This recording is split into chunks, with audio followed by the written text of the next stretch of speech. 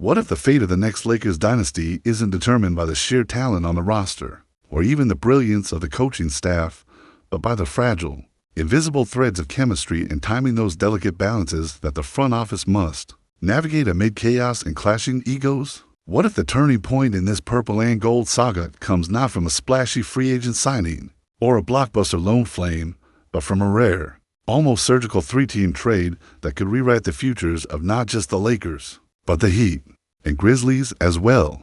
A deal so calculated yet so fraught with risk that it might either ignite a championship blaze or leave us all staring at ruins of what could have been. Welcome back to Lakers News Fan Report, where raw truth meets purple and gold passion. Smash that like button, hit subscribe, and ring the bell so you never miss a second of this drama. Because what's coming next could change everything. Imagine the NBA trade machine cranking up for one of those trades you don't just hear about in rumors or fleeting whispers, but one that hits every nerve in the landscape. Something that patches holes in 3 franchise blueprints, fixes broken narratives, and, if it goes right, levels the floor for the Lakers to reclaim their place as title contenders. Picture a deal that sends Kvy's Caldwell-Pope, KCP, that steady champion from the 2020 run and defensive Swiss Army knife, back to the Lakers, handing Miami Gabe Vincent, Maxi Kleber, and a 2026 first-round pick, while Memphis gets Andrew Wiggins, whose Heat tenure has been a messy, efficiency-crushing nightmare. At first glance, it might look like musical chairs on steroids, but underneath that chaos lies a chess-like strategic precision that the Lakers desperately need. As the 2025-26 season approaches, the stakes for Los Angeles couldn't be higher. Under the glaring spotlight around Luka Doncic, it's clear the team's defensive inconsistency and spacing issues could crack their championship window wide open. Marcus Smart's injury history, which reads more like a warning label than a lineup piece with just 20 games played last year, makes reliability a luxury the Lakers can't afford. Smart's fit on paper might be perfect, a 3-and-D enforcer, the kind of glue guy playoff basketball worships, but availability trumps ability every time when the postseason clock is ticking. That's why bringing in KCP isn't just a plug-and-play move. It's a lifeline imbued with playoff-tested grit, a player who thrives without needing the ball in his hands and who has guarded the games elite under the most pressure cooker moments. His championship pedigree is an echo from 2020 that the Lakers need resonating once again. And from a financial perspective, this isn't just smarter, it's safer. KCP's contract is more manageable, less of a gamble compared to Smart's fragile health and injury history, giving LA better flexibility to maximize their championship window without sinking into the quagmire of uncertainty. But what's truly haunting this entire conversation is the Miami disaster story. Written on Andrew Wiggins' ledger, Wiggins with the Heat is a cautionary tale in slow motion. A textbook case of what happens when star power clashes violently with system style. The advanced metrics paint a brutal picture: 26% usage rate. Yet Miami's net points plummet by 4.1 per 100 possessions with him on the court. A catastrophic mismatch in a league where efficiency is king and wasted possessions can be the difference between glory and heartbreak. His minus 6.1 efficiency differential isn't just a number. It's a gut punch reflecting his worst career mark and how his ball-dominant tendencies choke the Heat's motion offense. Pat Riley's Miami isn't built for selfish play. It demands accountability, discipline, and clutch performance, which Wiggins has failed to deliver, especially in the crucible of playoff pressure. That postseason slump, an 11.5 points average on ugly shooting splits that wouldn't sway a single defender, revealed a player unable to answer the call when the lights burn brightest. For a franchise steeped in playoff excellence, that's untenable.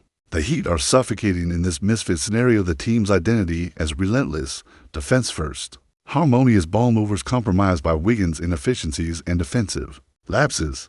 This trade becomes Miami's escape hatch, a chance to race center around, grab Vincent's trusted system knowledge, and Maxi Kleber's floor spacing versatility, a better cultural and tactical fit that aligns with the Heat's rigorous organizational philosophy. For Miami, this means a recalibration, a reset that could fast-track their push back into the championship conversation. After the stumbles that Wiggins brought, then there's Memphis, a team caught in the wild whirlwind of rebuilding after trading away Desmond Bane.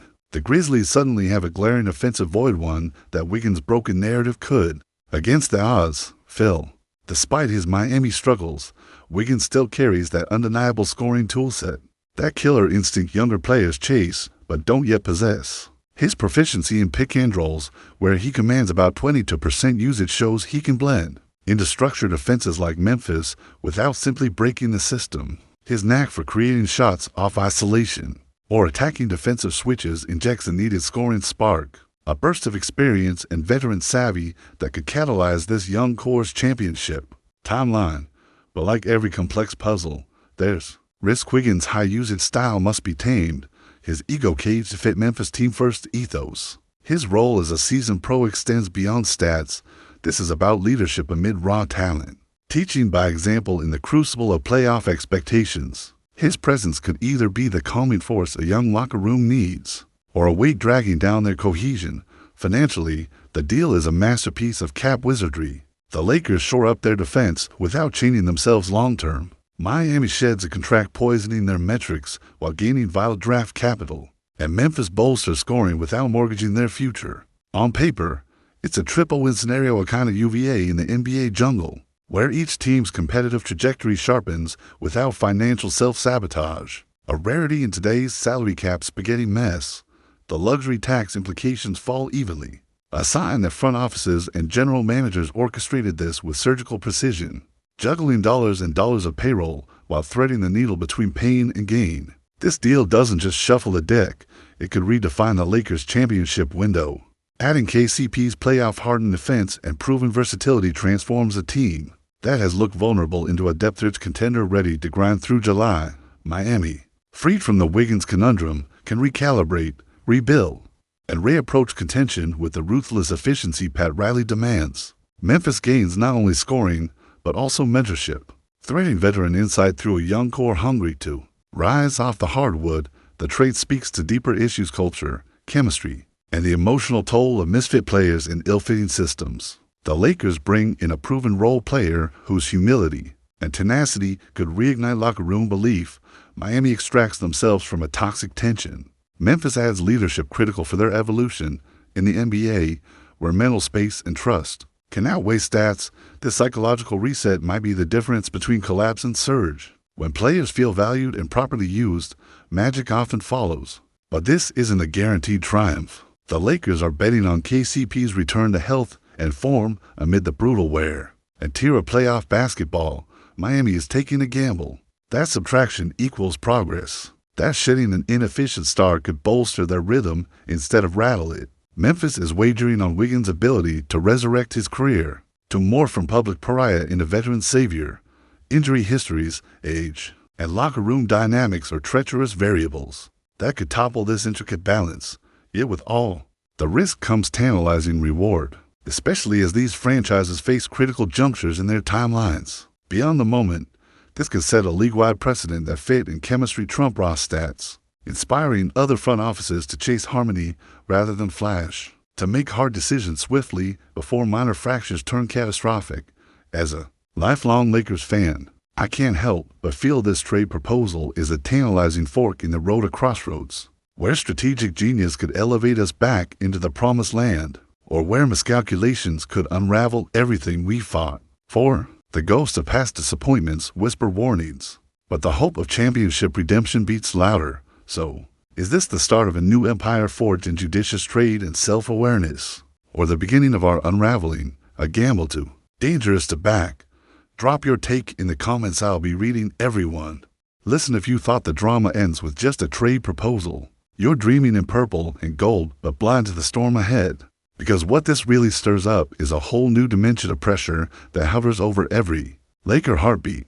LeBron James, yeah, the king, the guy who's rewritten the narrative of what greatness looks like far beyond rings and stats. But here's the cruel irony: no amount of talent or legacy can shield him from the ticking clock, the creeping weight of a team that can no longer afford fragmentation or indecision. This trade, that delicate waltz of hope, changes everything about how LeBron's twilight years shape up. Imagine the psychological load he's carrying right now, the duality of being a mentor to Bronny, who's watching every move, every whisper of organizational turmoil, while simultaneously battling a media circus hungry to eat away at the last gleam of his greatness. What if bringing KCP back isn't just about shoring up defense, but about reigniting a spark in LeBron, the kind of spark that made the 2020 bubble A crucible of redemption. A spark that says, we still can do this. We still can conquer.